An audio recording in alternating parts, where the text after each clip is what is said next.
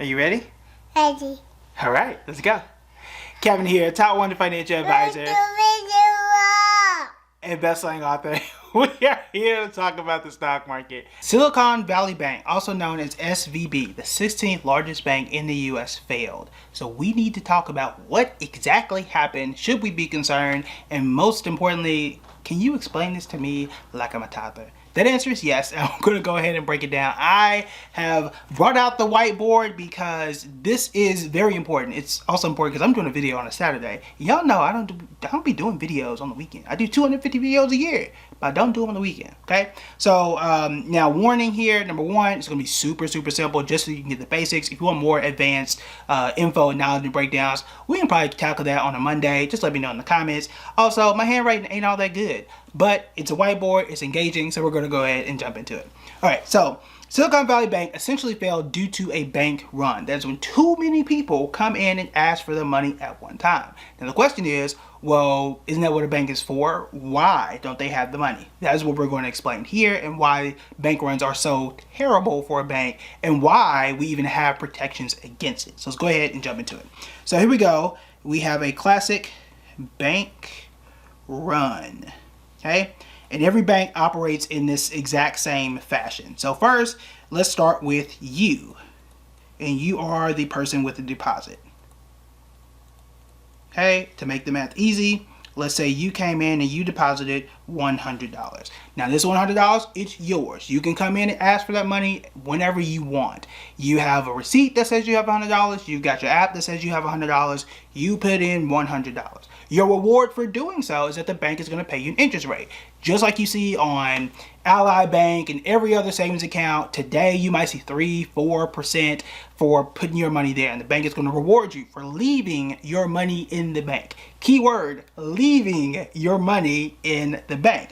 And what the bank does to make money is loan. So the bank loans that money out. And they don't loan the entire thing because they're required to have some on reserve. So what they do is say, hey, look, you know, I'm going to take just some of your money and I'm going to loan out $50. And I can do this for car loans. I can do it for a house. I can do it for a business. And in the case of Silicon Valley Bank, they primarily funded and helped to grow a lot of tech companies. Well, the issue here is this. Which sector over the last year and some change hasn't done the best, and which sector is laying off the most people right now? Tech companies. Okay, so to keep that in mind. If you are a tech company, you are probably withdrawing a lot of money right now. You probably have some cash flow issues, meaning what you bring in and what you're spending is not matching up in this particular environment. So keep that in mind. So as the bank loans out that money, the person, you have someone who is selling you something. Let's say, I'm just going to put selling here, and let's say that it is a house, okay? And I get that $50, okay? And this is me. Now, if you take a look and watch very closely, you'll notice something. If I sold the house to somebody else, right, I get the $50 now, but also you still have $100 at the same time. Those two things should not be equal. Okay, think about it again. You put in $100 to the bank. The bank loaned 50 of it to someone else, and I'm the person who's selling it. Let's say a down payment, right? It's what most people do. I sold somebody a car, I sold them a house, and now I have $50. How is it that I have $50 in my hand, but on paper, on your app, you also still have $100? The bank has created that money. Everything is fine unless two things happen. Number one, everything is fine unless people stop paying their loans. People stop paying their loans, the bank loses money, and then that's going to put pressure on them making sure that you have your money. Now, what happened in 2008 was this scenario. A lot of banks made terrible mortgage loans to communities that didn't understand a lot of the terms and really just kind of being a loan shark, essentially. But they made a whole lot of bad loans. People couldn't pay it back. That is what happened. We had an entire financial crisis due to it. Now, this time, what we have, at least with this particular bank, is that as they're loaning out money to everybody else, what happened is too many people, you in this case, are asking for their money immediately. The bank doesn't have that money because remember, they loaned it to somebody else. Now, as long as that person is paying back, it's fine unless you ask for all that money today. And that is what happened to Silicon Valley Bank. You had too many people asking for their money up front and right now. Why were they doing this? There are two primary reasons. Number one, there was a little bit of a panic, which basically what a bank run is, where they say, hey, look, we're trying to raise more capital, right? We have to sell off some stuff, sell off some investments. We're probably going to take a loss, but we need you to sell off some money. We're going to be fine. Anytime your bank tells you that, that's probably not a good thing. So people start to come in and withdraw their money. That is the main reason. The other reason is their deposits, right, come from a lot of major corporations. One of those is Roku.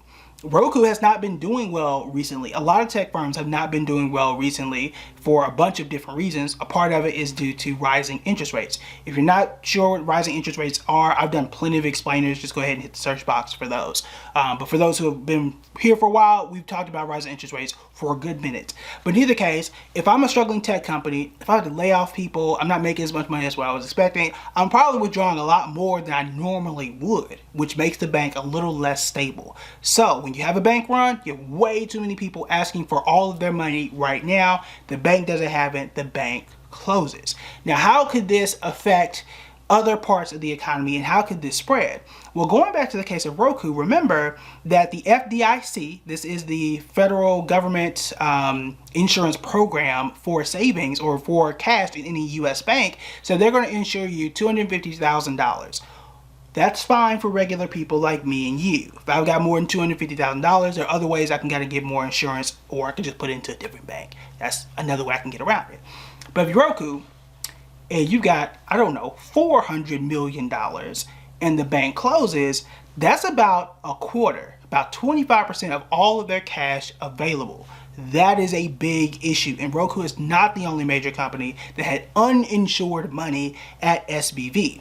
What does that mean? That means that one, just like you, somebody took, now I don't have $400 million, you probably don't either, but in either case, if you lost 25% of your cash, that's gonna hurt. You have to make some cuts, right? And if your name is Roku, what are you going to cut? You're likely going to cut employees, which is not a good thing, but that is the most expensive thing that Roku and any major company has. Once you start to cut people, what do you think is going to happen? It's going to make it more difficult for those people to pay their car loans and their mortgages, which is going to do what? That is going to hurt banks, and then you're right back into this cycle again. Now, the question here is, could this and will this become the next 2008? Could this be the next Great Recession? That one I can't tell you. You never really know when you're right into it, but this is something that is quite scary. The good news for individuals is, unless you have more than $250,000 in any one bank in one single account, you're going to be insured. The FDIC has already said, come Monday or Tuesday, everybody who was under the insurance amount is going to get their money. So you're totally fine. You do not need to go and withdraw everything out of your bank right now. If you have, let's say, $1 million in your bank account, there is a way to increase your FDIC insurance. You can spread the money out across different banks. You can also title your accounts differently. So for me, let's say if I had to have $1 million, maybe there's an account in my name, then there's an account in my wife's name. Boom, you're done. And there are other ways. I did an entire video on that as well. Just type in like FDIC insurance and it'll pop up, and we talked about all the strategies you can have and use to increase your FDIC insurance. But for individuals, no, if you got money in the bank, it is not time to withdraw or panic. That's actually gonna make things worse. You are insured under that amount. The other thing too is, this does happen. It's not something that happens often, as we see. It used to happen a lot more in the 1920s and 30s until we created the FDIC. But it's a classic bank run. Another reason that we have to pay attention to is the Federal Reserve raising interest rates, which means that a lot of these tech companies that weren't profitable and needed to rely on loans, it's making those loans more expensive. And that's one reason why those stocks haven't done well. It's also why they have to, in some cases, raise prices, cut costs in terms of cutting people, and also find a way to survive in this type of market. One of the reasons that SVB lost money is they bought what are called treasuries. These are short-term bonds from the U.S. government. They are getting paid by holding these treasuries. In this case, let's say 2%. Okay. If I, as a bank, I got super safe investments, I'm getting 2%, I'm fine with that, okay? Because I'm getting 2% and I'm paying you 1%. So I get to keep that little bit of money. These are super safe investments.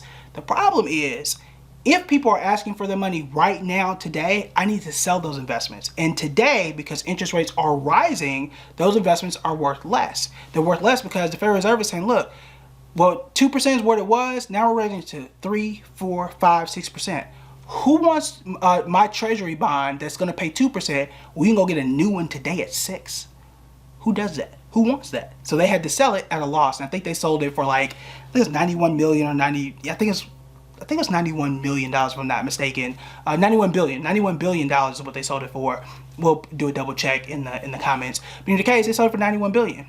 That's not gonna work, right? That's not gonna work when you got people asking for 100 million or 175 billion from you right now. So that is the basics of what happened with Silicon Valley Bank, with a little bit of my scribble on the screen. So if you want to learn more, feel free to let me know in the comments if you want us to do a more deep dive explanation. If you like the video, hit the like button. It's free. You can also hit the subscribe button. I do videos like this Monday through Friday. We do 250 videos a year, all very similar, where I like to explain things in a way that makes sense. My name is Kevin Matthews, former financial advisor, 2-time author and award winner. You can see here in the corner, maybe, depending on the screen. But in either case, this is what I'm here for, is what I enjoy doing. I don't normally do videos on Saturday unless y'all ask me to, or unless it's something big like this. So stay tuned. I will be covering this story and others as this starts to progress and we learn more. All right, that is it for me. I will talk to y'all on Monday, or maybe Sunday, depending on what happens. But y'all gonna hear from me on Monday. All right, that's it for me. Talk to you later.